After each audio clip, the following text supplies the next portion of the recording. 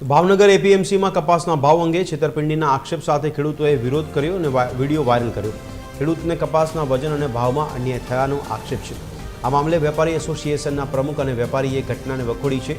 વેપારીઓએ ખુલાસો કર્યો કે ક્યારેક માલમાં ગુણવત્તાનો પ્રશ્ન થાય તો ખેડૂતની સંમતિથી ફરી હરાજી કરાય છે. યાર્ડ દ્વારા ખેડૂત અને વેપારી બંનેને નુકસાન ન થાય તે માટે મધ્યસ્થી કરીને હરાજી કરાવવામાં આવે.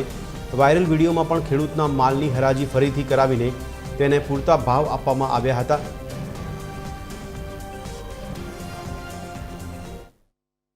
પડદા શબ્દને જ હું ઠીક નથી સમજતો, કારણ કે વેપારીઓ અને ખેડૂતો એમની જે વચ્ચેની કડી જે છે એ કમિશન એજન્ટ છે અને માર્કેટિંગ યાર્ડ છે.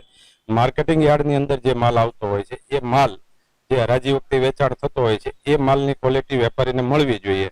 એ ન મળે અથવા તો માલની અંદર ક્યાંક દગો નીકળે, અને આવું જનરલ બનતું પણ નથી. ક્યાંક એકાદ ખેડૂતની અંદર આવું બન્યું હોય તો એ ખેડૂત પણ એમાં સહમત હોય છે કે ભાઈ માલના ક્વોલિટી પ્રમાણે પાછળ જે અલ્પ માલ નીકળતો હોય તો એમનો ભાવ એમની સંમતિથી, ખેડૂતની સંમતિથી એમના ભાવ થતા હોય છે.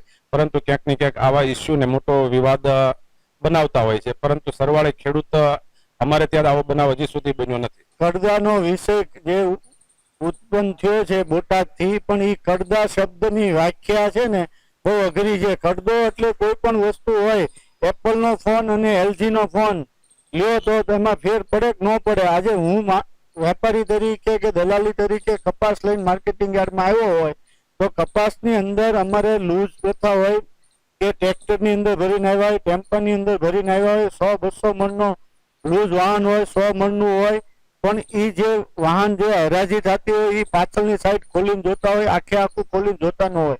તો બધા ખેડૂતો કરે છે એવું નથી કહેતો, 5-10-15% એવા ખેડૂતો નીકળે છે કે અંદર કોડિયું હોય છે, હવાવાળો કપાસ હોય છે, અને અત્યારની પરિસ્થિતિમાં વરસાદની અંદર વીણેલો જે કપાસ હોય છે એમાં વેરિએશન હોય છે.